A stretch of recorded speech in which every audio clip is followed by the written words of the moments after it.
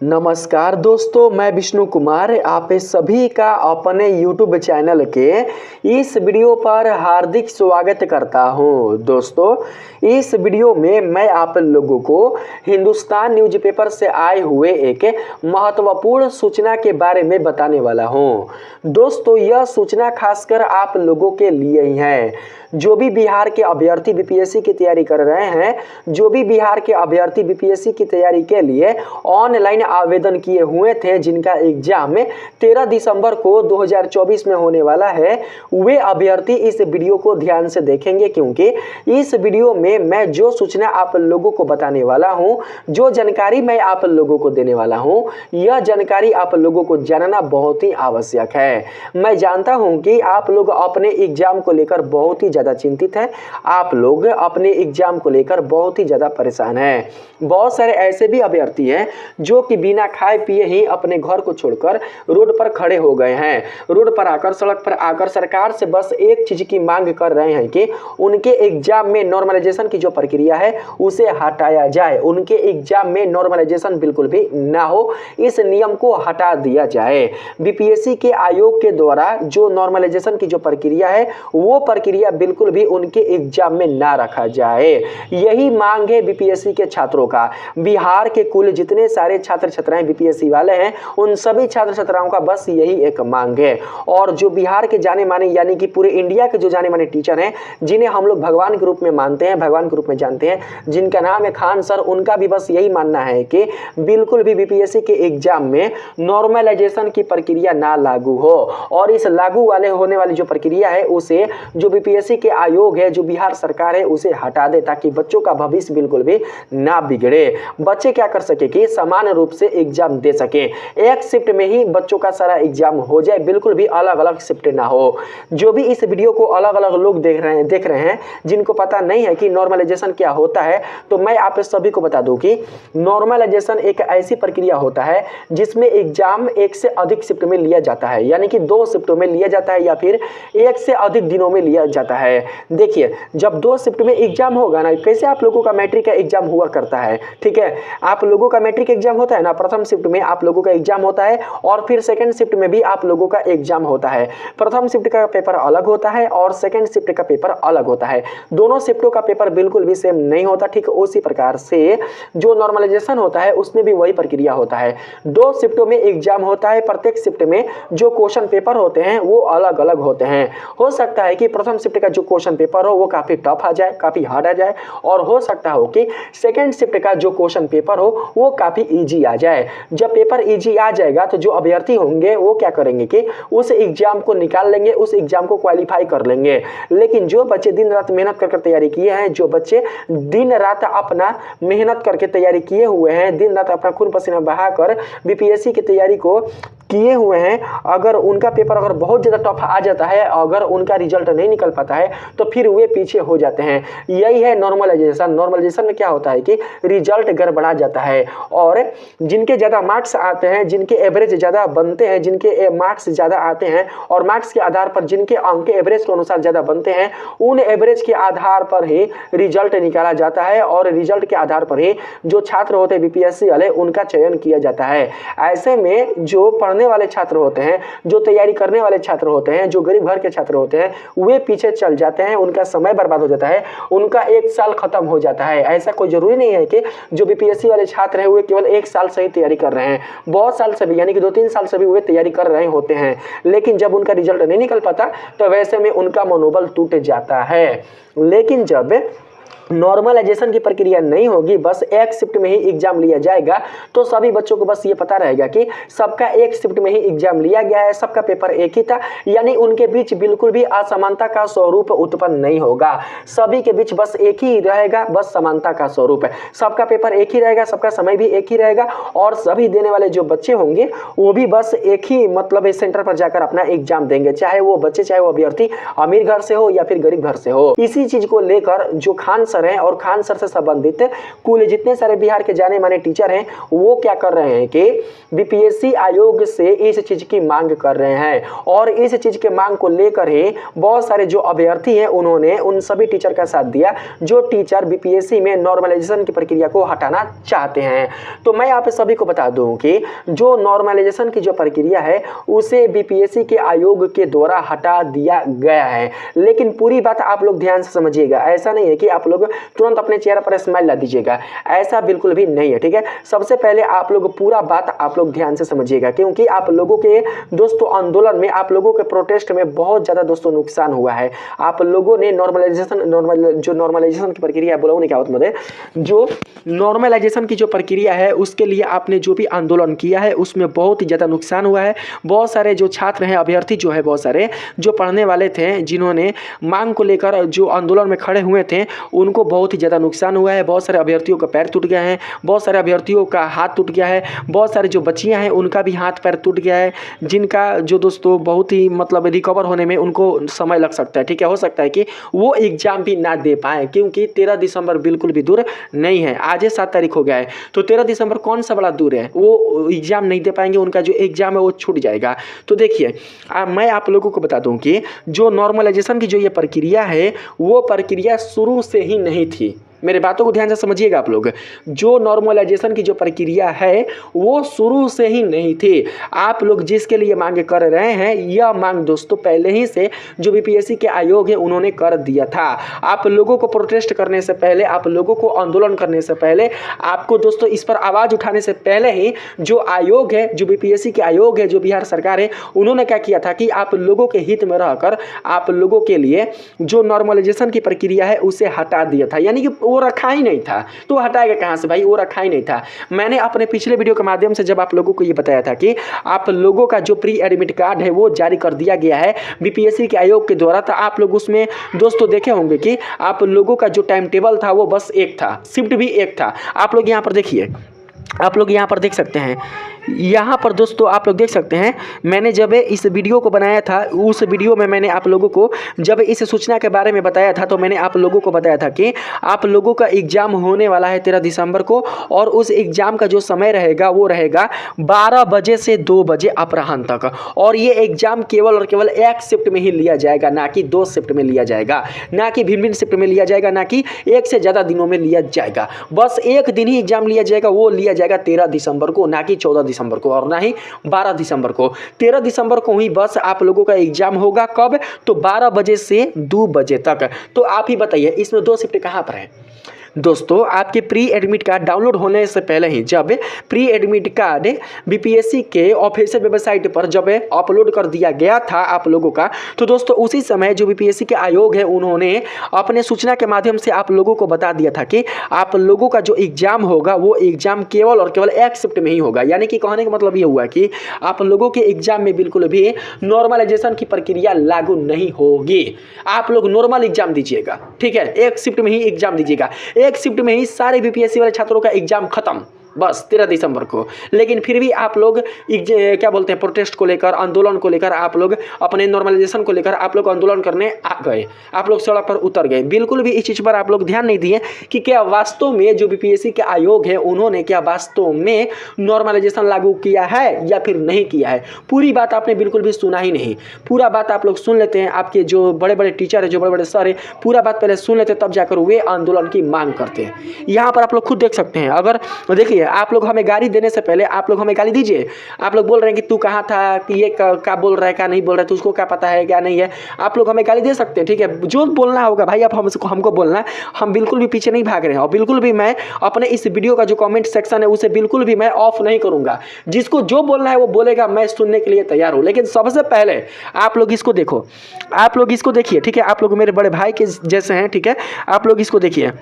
यहाँ पर खुद बोला गया है परीक्षा केंद्र कोड के संबंध में विस्तृत जानकारी डैशबोर्ड पर दिनांक 10 तारीख को उपलब्ध कराई जाएगी। ठीक है, और यहाँ पर देख सकते हैं अभ्यर्थियों को 11 बजे पूर्वाह्न यानी कि समय से पहले पहुँच जाना है। मैंने पिछले वीडियो में बताया था। ठीक है, आप लोगों को 9:30 बजे तक किसी भी तरीके से आप लोगों को अपने एग्जाम के सेंटर पर पहुँच जाना है और आप लोगों का जो एग्जाम होगा वो शुरू होगा 12 बजे से। ठीक है, इसमें कहीं पर भी है बताइए तो कहीं पर भी इसका लिंक मैं अपने वीडियो के डिस्क्रिप्शन बॉक्स में डाल दूंगा, आप लोग पढ़िए। इसमें कहीं पर भी नॉर्मलाइजेशन की प्रक्रिया को दोस्तों रखा गया है, कहीं पर भी ये बताया गया है कि आप लोगों के एग्जाम में नॉर्मलाइजेशन को अपनाया गया है, नॉर्मलाइजेशन का जो नियम है उसे रखा गया है, बताइए कहीं पर भी दोस्तों इसमें नहीं बताया गया है। अगर हम बात करें यहाँ पर इस सूचना का तो देखिए ये जो सूचना है, आप लोग ये जो सूचना देख रहे हैं, ये जो आप सूचना देख रहे हैं, देखिए इसमें क्या बोला गया है आज, यानी कि देखिए यहाँ पर जो आप यहाँ पर देख रहे हैं बिहार लोक सेवा आयोग पटना, इनके द्वारा दोस्तों ये सूचना जारी किया गया है आपके प्रोटेस्ट पर, आपके आंदोलन पर। ठीक है, आप लोगों ने जितना आंदोलन किया था, जितना आप लोगों ने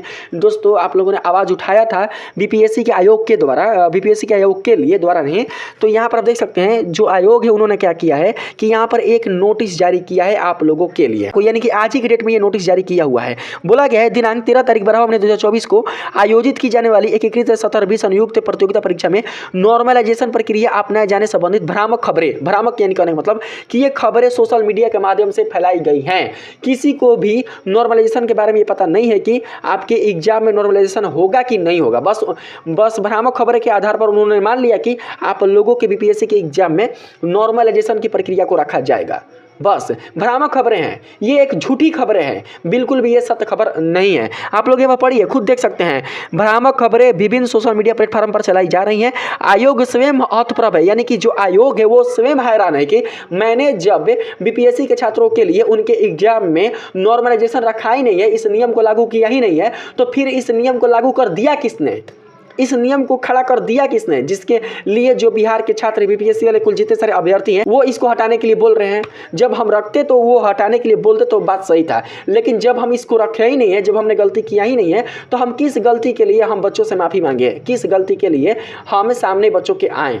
जब आयोग को ये पता चला तो उन्होंने अपने नोटिस के माध्यम से, अपने सूचना के माध्यम से आप लोगों को बताया है। आप लोग यहाँ पर समझिए, देखिए बोला गया है आयोग स्वयं हतप्रभ है कि नॉर्मलाइजेशन की प्रक्रिया अपनाए जाने संबंधी भ्रामक खबरें कैसे एवं कहाँ से उत्पन्न हुआ है, जबकि नॉर्मलाइजेशन अपनाए जाने संबंधित कोई प्रस्ताव ही नहीं था, कोई इसका नियम रखा ही नहीं गया था। आयोग द्वारा उक्त